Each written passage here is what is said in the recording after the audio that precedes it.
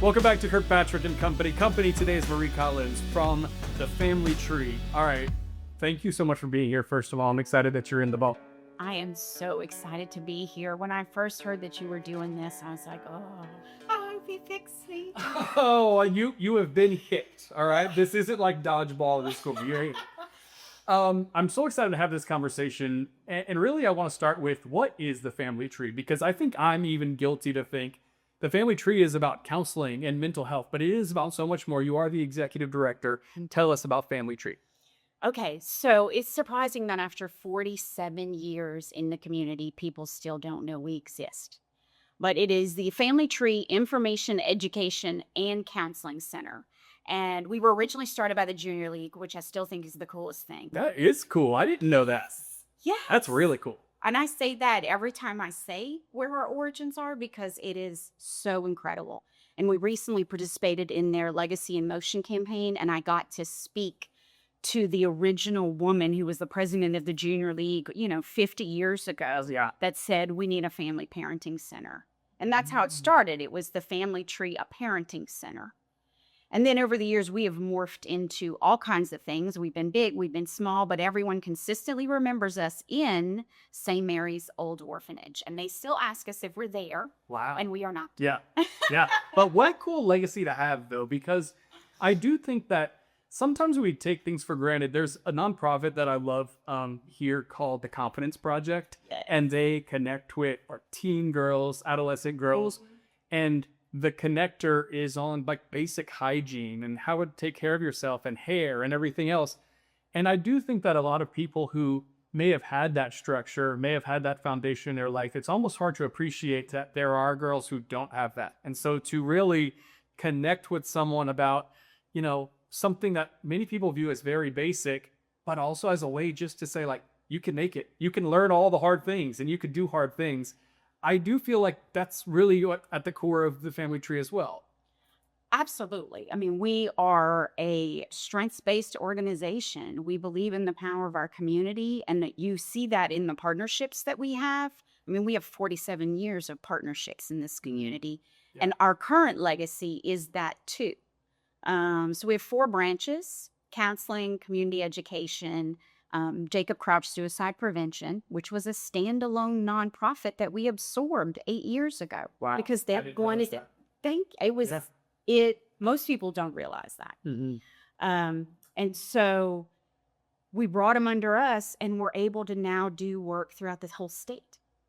So something that was originally just in Acadiana is now across the state. Healthy Start, which originally was in Acadiana for 16 years, is now in Central Louisiana. So we are not only in Acadiana, we are also serving women and babies in Central Louisiana. I do think that it's just really fascinating because you do provide the foundation and maybe some people didn't have, and maybe they're hearing things for the first time, or, even when I think about counseling as a whole, I think one of the biggest, I guess, benefits of it is you have someone sitting across the table from you who's not shocked. Like they've heard this issue before. Oh, I mean, after 47 years, I think if it's someone who's listening to this podcast thinking maybe they should seek out the services offered by a Family Tree, like just know it's a judgment-free zone. People have heard all of these things. The resources are in place for that reason. And trust me, like, you're special, but you're not the first person to be going through something. yes. It may be a unique experience to you, but it is not a unique experience to humanity. Mm-hmm. And it is not a unique experience to us. So obviously, counseling a big part of it, education a big part of it as well. You have an event coming up on September 25th. It's happening at the Pavilion, and it's really tackling some of the challenges. I mean, strengths and challenges are something everyone's talking about, and that is AI, AI in business, AI just in modern life. As I'm sort of like reading through these things, it comes with a ton of responsibility. Kind of give us a rundown of the event. So we have been known to bring events to the community that people are already talking about. So years ago, when we first acquired Jacob Crouch, or early in the year, there was the 13 Reasons Why, that movie that came out on Netflix, and the community went nuts. Rightfully so, because there was something no one had really talked about. Yeah. And so within 2 weeks, we had scheduled an event so that we could bring this conversation to the community. And what's that so fascinating, by the way? Like, I'll stop there. The 13 Reasons Why thing I thought was so fascinating. And one of the things I've always heard about suicide was like asking about it or asking if someone was thinking about it does not increase the chances that they're going to do it. Like, you're most likely not going to inspire them. But not. Maybe it gives them a reason to say, yes, I am going through a hard time. And that, because I'll tell you, that movie, when it hit Netflix, I guess that's where it streamed. I think Netflix. Yes. There were a lot of people who saw that movie and thought it was encouraging it. And it was bringing the issue where you were actually just sort of seeing, Yeah. it was sort of rationalizing the thought process. So anyway, but I It just, put words to things that people had been feeling for years. And that's why it was so powerful, because this was not new information. People had been having that feeling for years. And so for somebody to put it out, but then for the community not to know what to do with it, because the internet was not as powerful as it is now. We weren't using it like we are now, especially with AI. And that brings up a lot of suicide issues. We have a lot of issues where they're working on it. It's not that AI people don't know that that's a problem, but we have to be aware of what's happening in our homes and our communities. And that's where Jacob Crouch continues to have this legacy, because it is needed now more than ever. And so we go into schools, we go into UL, we do a lot of work with UL. I love that. Businesses, and we train them on just the red flags. We're not asking you to be a counselor, but we're asking you to say, hey, you said something that made me concerned. Are you okay? yeah. Are you thinking about killing yourself? And you can use the words. You say the words. Don't say, are you thinking about hurting yourself? Because many times they aren't, because it won't hurt. And maybe it could be relief in their mind. So it isn't hurt. It doesn't. And so the words matter. And this is one of those important places. So let's talk about that, because there have been some stories in the news where, maybe there was a teen suicide and then they realized they were having a conversation with an AI. I mean, these are conversation models where when you look back at some of the logs, it's not really hard for the perception to be that maybe there was a little bit of encouragement or even a how-to. Yes. When you're talking about these. And so that's the responsibility part. And you're going to be talking about that too at the event. Yes, it is not just a mental health event. So we have an HR expert, we have a professor from UL, we have someone who's been doing AI before it was cool.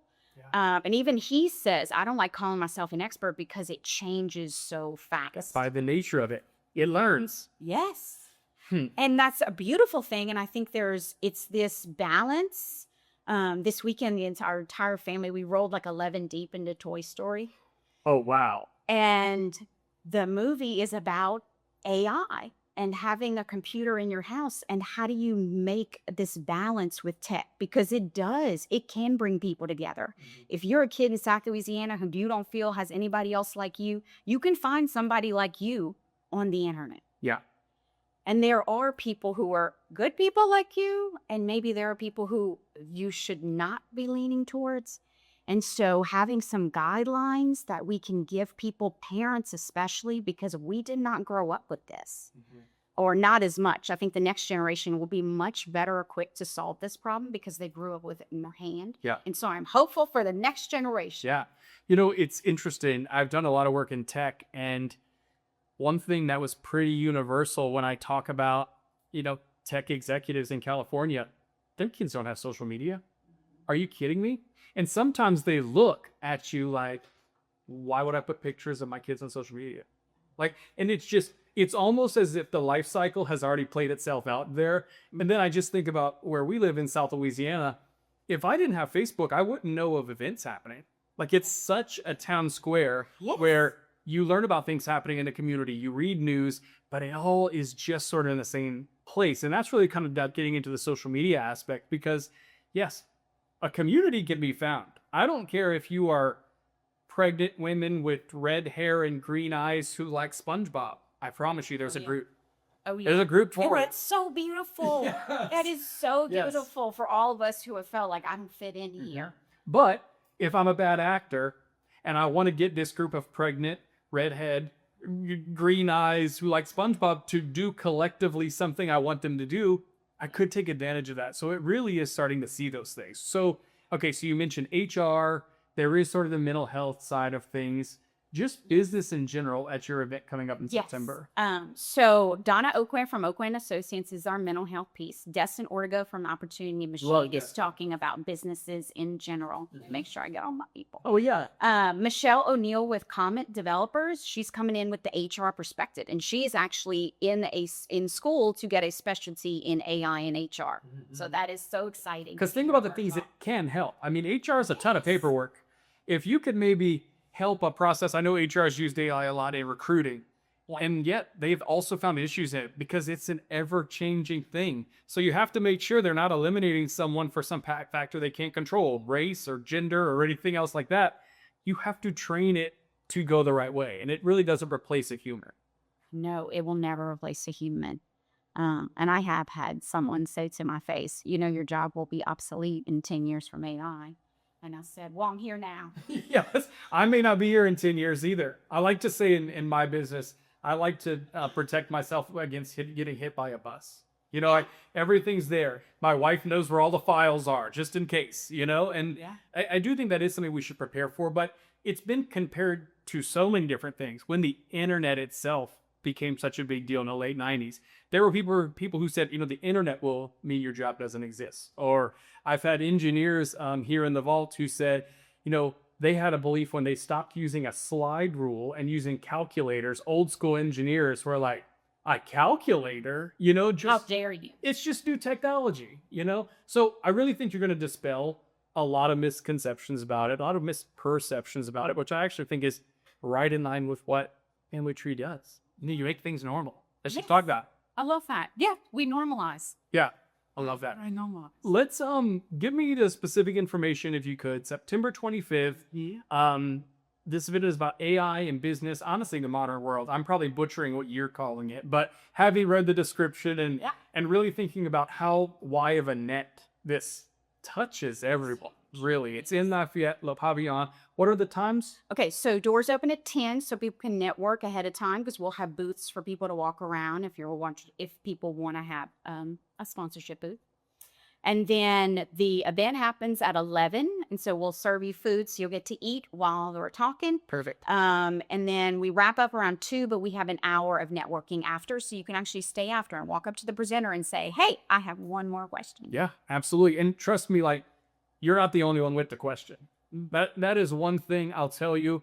Again, you're not unique. Everyone has the same issues, and also everyone's fumbling through it. So I agree with that. We'll give you some more information about it coming up in this show. We're joined by Marie Collins from the Family Tree. We're going to take a quick break, tell you about Catalyst Bank and what they're doing in our community. And then, if you will, could I pick your brain just a little bit about mental health, the modern world, AI's a part of it, and just sort of what you know. Absolutely. All right, we're back with more Kirkpatrick and Company after this. You'll get to eat while we're talking. Perfect. 2, but we have an hour of one more question. Yeah, you're not the only one with that. Is one thing I'll tell you unique. Everyone has the sibling through it. So information about it coming out. We're joined by Marie Collins, right?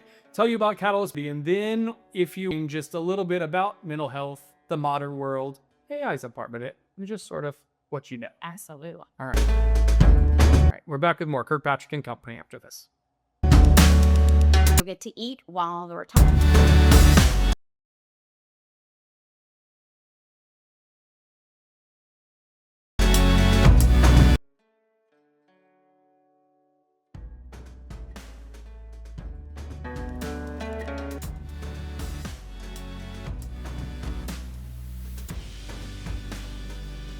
Marie Collins is our guest today on Kirkpatrick and Company. I'd love to dive into really your background in counseling and what you've seen mental health wise. And I think a lot of times maybe there's a misconception that the world is modern and it's so different now. I mean, and yes, there are different challenges, but kind of enlighten us on, are these new challenges? No? There are no new problems. Okay. No, they are the same problems told a different way. I'm going to tell you the story, but the feelings are the same, but the hurt's the same. At the core, it's the same. Mm-hmm. And so we can all heal, but we heal in connection. Yeah. So AI is great for some things, but it is not going to heal. And so my background, I guess that's what we're doing. Okay. Yes.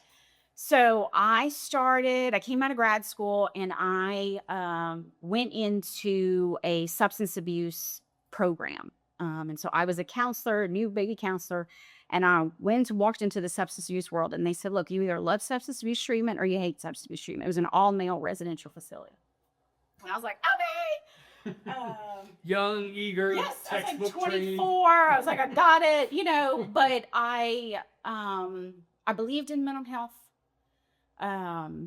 And so I, jumped in and ultimately ended up in another treatment facility, worked there for years, and then got pregnant with my first child. And I was like, look, this treatment facility is like seven days a week. Like, I mean, I would go into a group at like 2:00 in the morning. Like it was something crazy. Mm-hmm. And my husband and I were about to have our first baby, and my husband's like, there was no way you're going at 2:00 in the morning. I was like, maybe I'll look for another job. Yeah. And a job at the Lafayette Parish Sheriff's Office came available, the clinical director, program director. And I was like, what am I going to do? Look at me in a jail. You got to be kidding me. And they said, no, the person who's doing it now looks exactly like you. It'll be fine. Yeah. And I was like, okay. And so I waddled in 9 months pregnant, almost, to that interview and got the job. Yeah. Oh, by the way, I can't start for a couple months because I am having a baby. Right. If you hadn't noticed. Yeah. I don't want to. I know you couldn't ask. Yeah. And so 3 months later, I started the sheriff's office, and over the course of 10 years, we built incredible programming. And so I was in charge of all of the programming for the offenders. And so whatever we could do, rehab, we did a lot of substance abuse treatment, a lot of work in trauma. Trauma is, everybody in there is carrying a trauma story that is so heavy that I remember, each time you'd look at there, I'd go and talk to the offenders and I would think, if I had different choices in my life, I would be here. Mm. Like if not by the grace of God. I was going to ask that. Is it sort of like, if not by the grace of God. wow. And it comes back to those experiences because I've literally People. Talked about even in something very serious on the criminal side, like even homicide, like that we're all capable of it. Yeah. Like, if we you are all hear the capable. stories, you're like, of course you made that decision. Mm. Like that was the best decision for you at the time. I understand. Like you thought that was the best thing you could do, or you were not in your right mind at the time. Mhm. Alcohol plays a role in a lot of stuff, or drugs, Yeah. substances. Yeah. But the alcohol and drugs might be Yeah. to medicate Yeah. so you're not dealing with that trauma. So it's a never-ending It's circle. a never-ending circle. And until you're met with someone in front of you who says it's okay, like you can heal from this, like there is a way back. And that's what all the treatment was. And so at the end of 10 years, I did a TED Talk at TEDx for a Million on mental health in the jail. And because I was like, this is possible. There is possible. We can rehabilitate people.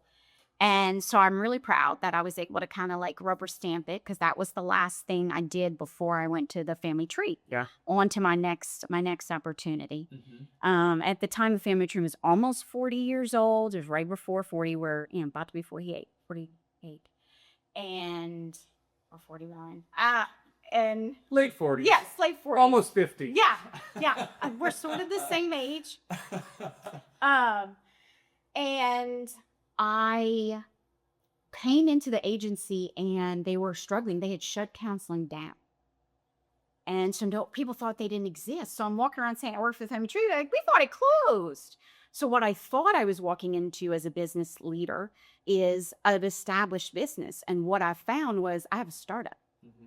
Which I had done before years earlier in my career, been a part of a startup. And so I had to treat it like startup. And so I just went everywhere. I'm like, family tree. I was literally on the side of the road putting signs. Goodwill was a partner for us then. And I was putting signs in the Goodwill drive-thrus. Counseling is back. Come see us for counseling. I drove all over this town. Yeah. Planting signs everywhere. And now I've been there almost 10 years. And I've seen us go through all kinds of big, small, we change because we're a gap agency. We fill gaps in the community. We figure out where there's a need, where there's need for information. People need to know about AI. Okay, then this is what we're bringing this year. Yeah. People need this kind of group. I was on the Reggie Marshall show, Yeah. yesterday, the Marshall Reggie show Yes.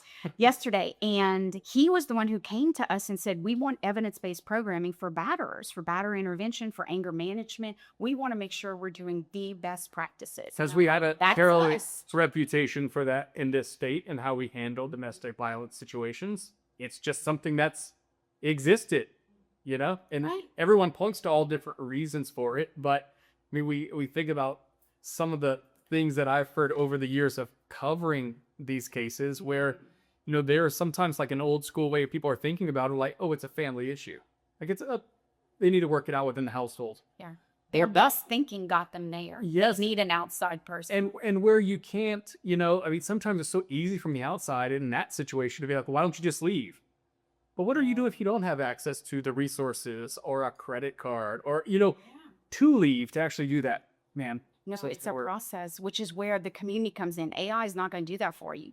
So do you think, talking about the technology side, do you think that the constant connection ultimately, I mean, I won't ask, is it the cause, but how is that for your mental health? The phone always in your hand, social media always there. I often talk about, people don't talk in elevators.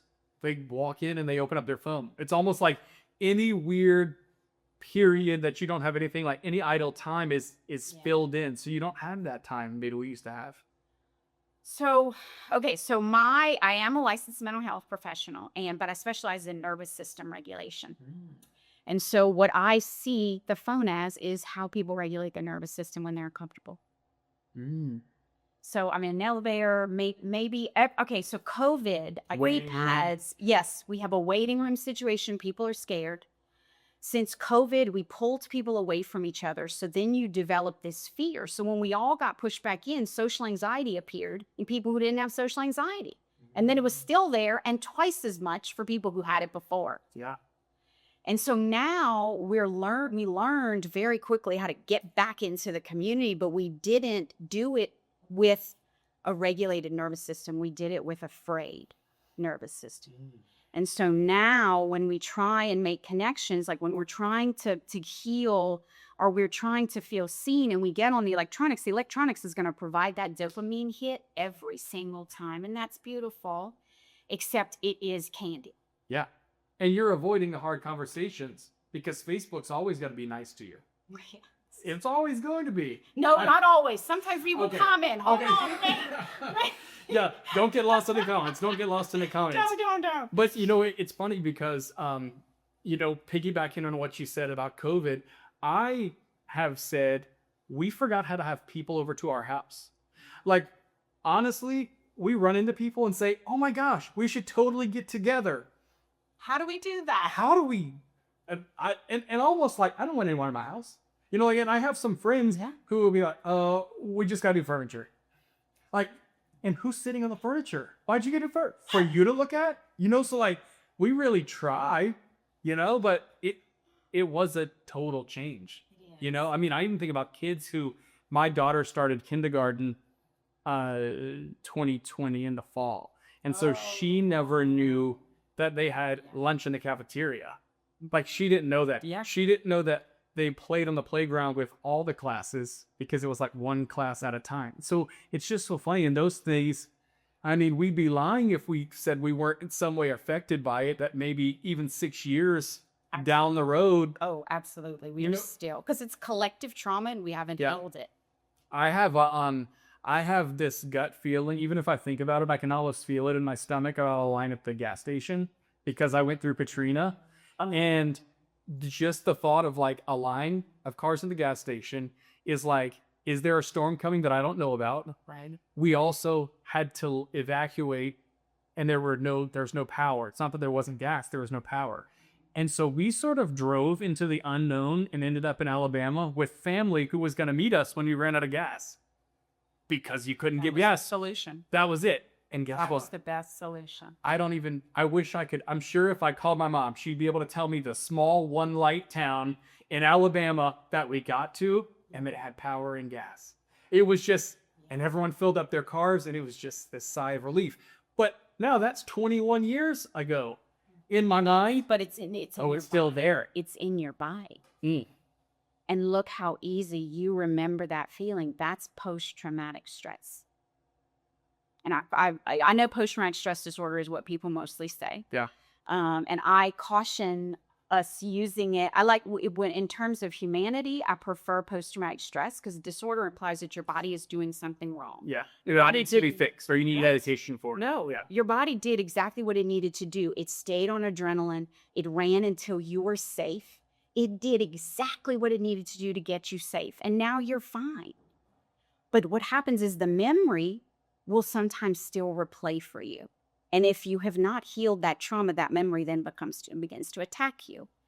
Because look how quickly, that's time travel. Yes. You just traveled back in time. Oh my gosh, and I can feel my blood pressure definitely went up. Okay, rub And your my hands stuff. together. Rub your Okay, hands all right. together. Are you gonna help me regulate? Yes, All right. I am. Let's regulate. Rub our hands together, and you think about something you love, or look around the room and see something. What's your favorite thing in this room? Oh, these microphones. Why do you like the microphone? Oh, I've always loved the microphone. It's the platform. I've always had a microphone in my hand, my whole life. Do you miss holding it? I like to hold it, but it holds itself, and it's just there. But I do like to hold the microphone. It's a control thing sometimes, I think. Okay, how do you feel now? Oh, I feel great. Thank you for bringing me back. Thank you. All right, this wasn't. Do I need to give you a copy of my insurance card? No, this one's on that. Okay, thank you. Thank you. Let's talk about those common things because you did, as we were talking about COVID, Yep. there's like shared trauma with that. Yeah. I mean, just the daily press conferences. I mean, obviously I was working in news still at that time, and it's like I would go to sleep. I have to do it in the morning radio show, but I knew I was going to wake up by 2 to hear what came out at 2:00 in the White House. Yeah. But these sorts of things, affect generations. And even if we're not talking about it, I know one of the things someone told me really early on when we had kids about dealing with stress was like they can pick up on it. Even if we're not saying it, if there are marriage problems or just other relationship problems, you don't even have to say it. Like they can feel it. They can totally feel it. Let's talk about that younger generation though. Are they experiencing mental health differently than previous generations? What's your thoughts? Okay. Yes, they are absolutely experiencing mental health differently because they have words we didn't have. Yeah. In the 80s, mental health was still really scary. Or, I mean, if you think back to the 50s, like there was no mental health. It didn't even exist because you couldn't physically see it. And so, especially, you think about the Depression and what they grew up in, and that's where you get, generational trauma, epigenetics that follows us through the time. And so now the kids today, yes, they're like, people are like, oh my God, it's worse than it's ever been. No, it is not. It is the same. There are the same traumas happening. They just have a different story to them. Mm-hmm. The Great Depression, that is living in trauma. They're living in wars. That is incredible trauma. Is that any different from the experience of these kids trying to navigate social media? That's a war zone. It's just a different war. We just called it something different. Yeah. So, but the kids today have words we did not have. And that is what makes the connection. If you can look across the room and say, hey, what you experienced is called something. And your body did great and it got you to safety. And look at what happens now. But if you're still experiencing, like, let's say, I know that now since that time, was a 2016 flood. I think about that. Yeah. People don't want to drive in the rain. Yep. And so then you have more people staying home. So then the kids then don't go more places. And then COVID happened. And, it all compounds. And the more we talk about it, the better off it is because we give them the language. That's what I was going to ask. Is it a compound? Like, is that, just generally? Yeah, wins compounded over time. Mm-hmm. Yeah. It's that slow and steady pace that we have to go. And so this generation is not making some of the same mistakes we made or our parents made. They're not going to make them. which is beautiful. They're going to make completely different mistakes. Since COVID, maybe some of my more careful, I don't know, maybe I'm kind of in that category of like someone who's just very careful about things or maybe thought about things, was, navigated, sort of try to think 10 steps ahead and everything else. Very strategic. Strategic. I find sometimes I'm not. And I'm like, I want to do it because I want to do it. And during COVID, it was like, is the world gonna survive? I mean, really, you were really faced with like, well, this could all go, who knows? We could all die tomorrow. That's right. And I think that that's good and bad because obviously maybe I was more strategic and it made me a little bit easygoing. When you had someone who already had addiction issues or different things, well, it pushed them further into that. And so that's sort of where that is. We're going to take another break. I want to talk about some habits and maybe what people can do if they're listening right now.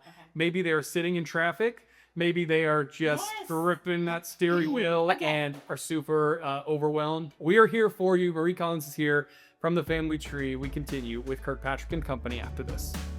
It's like, oh, this could all go, who knows? And I think that because you can make me a little bit easygoing, who already had addiction issues, but it pushed them for sort of where that is. I want to talk about see what people can do if they're listening, sitting in traffic, maybe gripping that steering wheel.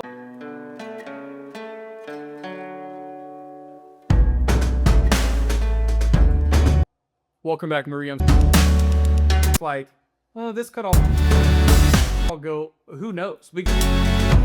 And I think that because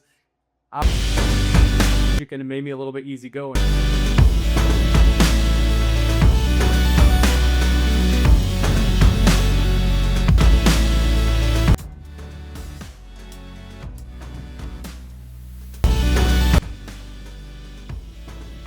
Welcome back, Marie. I'm so happy you're here. Marie Collins is here from the Family Tree. They have an event coming up in September. It's on September 25th, Le Pavillon.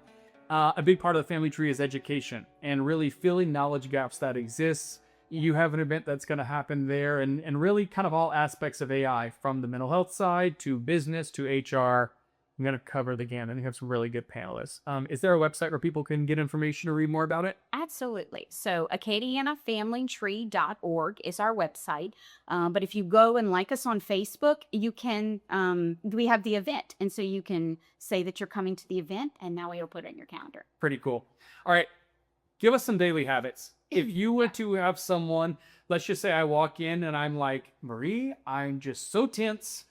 All day, every day, I wake up tense worrying about the day. I go to sleep worrying about the next day. What are some daily habits I could really put into play to help things out? Okay, so I first want to say the key is daily, but it doesn't have to be a long time, but it has to be some time. Okay. So if you're saying I'm overwhelmed every day, the first thing I'm going to say is when you get up out of bed in the morning, I want you to rub your feet with a blanket or towel and not skin to skin. And so you want to do body mapping on your feet. Mm-hmm. So you get out of bed and your brain says, where am I? And so I want your brain orienting to your place and time. Where are your feet standing throughout the day? How can you be as grounded as possible throughout your day?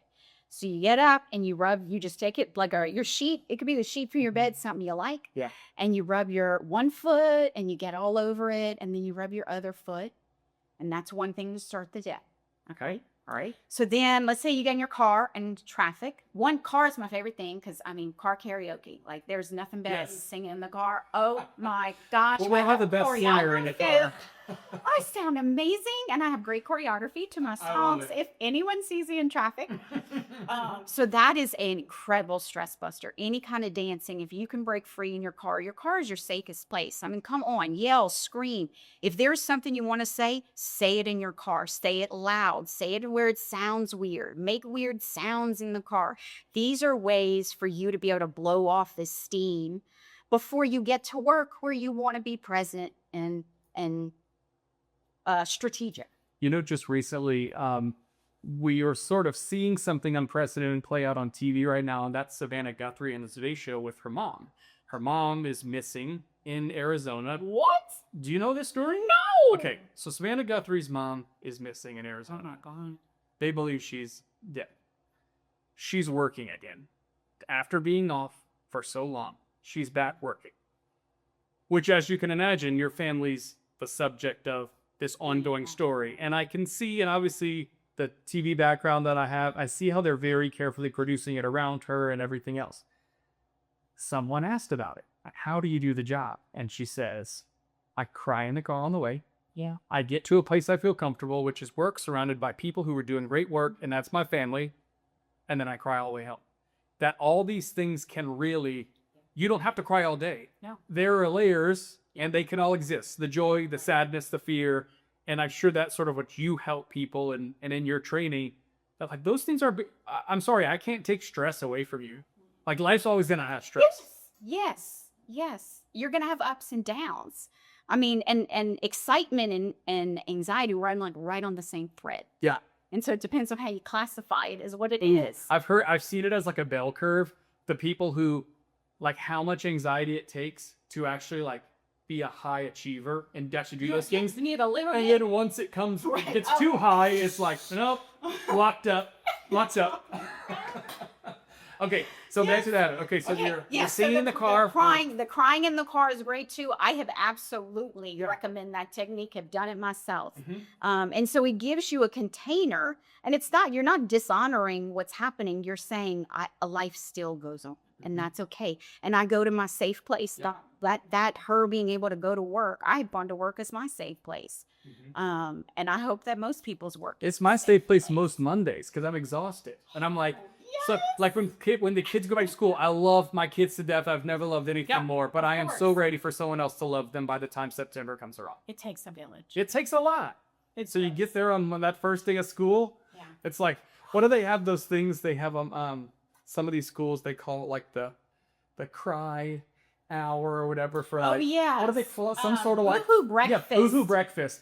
It is like a woohoo breakfast. And it's not going to be at school. It is like a good breakfast. It is like a New York and egg.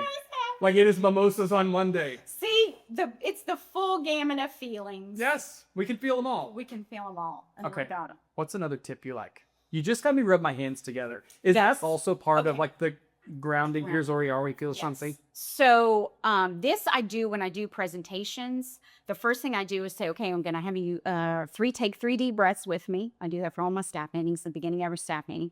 Everybody's going to take 3 breaths together just to get present. And then rub your hands together. For people who have post-traumatic stress, you don't always know when your trigger is going to go off, when something's going to activate something inside you that rises that feeling.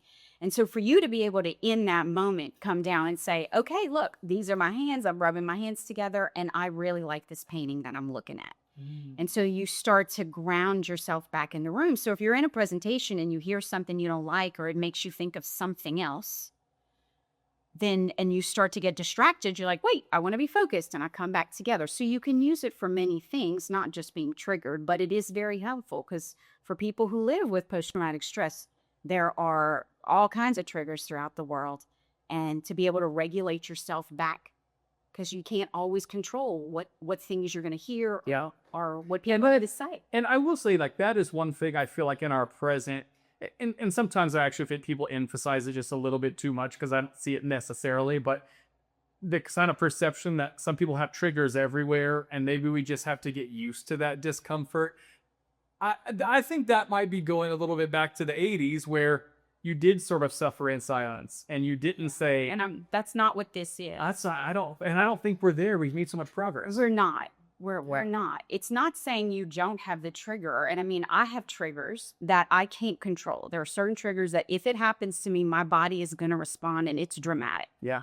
I have had a very dramatic experience on a cruise ship with Jackie Russo. Oh gosh. That I'm probably on a watch list, but I couldn't control what happened. Yeah. After, like, I had the trigger and I couldn't control what happened. And she and I came out, and I was able to regulate, but I don't expect the world to change around me. I can tell people, and they can know, and they can help me regulate. Yeah. I always have a person when I go somewhere who is available to help me regulate if I need it.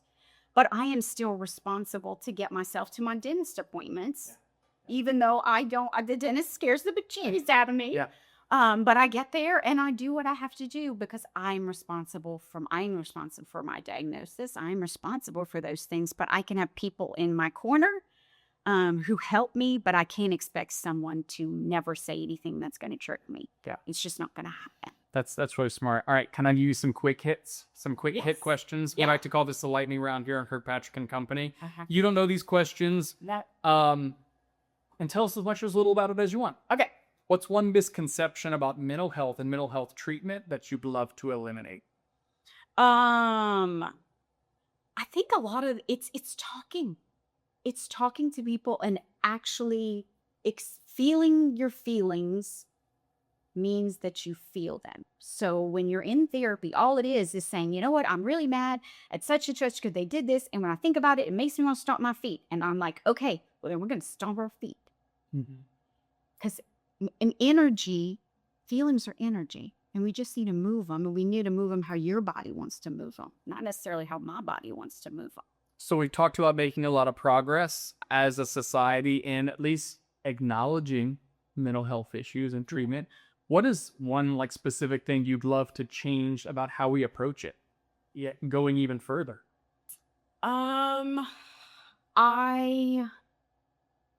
There's a difference between trauma aware, trauma informed, and trauma sensitive. And so I think some people need to be really trauma sensitive, and some people just need to be trauma aware or at least trauma informed. So let's say you're around different people, a group of people in a large setting. You need to know, like, read the room. There's certain jokes that are not appropriate there, like those. That's awareness. Like, hey, I'm in this setting. Maybe this isn't the time to tell a certain joke. Okay. There's a difference thing, like if you're in the medical, like when I go, like I said, the dentist or a doctor's office. Okay, so I've had to do a walk-in clinic before. I cannot be in the room with a man. The doctor came in, it was a man by himself, and I started having a panic attack. And I was able to say, hey, and through my fear, I'm a trauma survivor. And he said, I will go get a female nurse. And he backed out the door, and he went and he came back with a female nurse. And God bless them. They, stood by the side, and he talked to me. He's like, I need a look in your ear. Can I do that? And it was this asking permission. I said, yes, because you asked, you can look in my ear. But if he would have come in that room and come straight at me, I would have escalated, and I'd have fought that man, even though I needed his help. Even though he needed to look in your ears because you were having whatever. Like an ear infection, like you asked. You know what's really funny is I actually never appreciated that. I honestly, I don't have any experiences like rooted in that specific thing, but having daughters, going to the pediatrician we went to was a man, and every time he had to do their exam or look maybe where their shirt would be covered up, he would say the words every single time, I'm going to look under your shirt because your dad is here and I'm a doctor. And it gave them a chance, and then he waited to make sure it was never a thing. The consent. And when I say they have always been so comfortable with him, and it really did always just, and it was one of those, till I heard him say it, it had never crossed my mind as this is pretty strange because we were going to a different place. It's someone they see once a year, if we're lucky.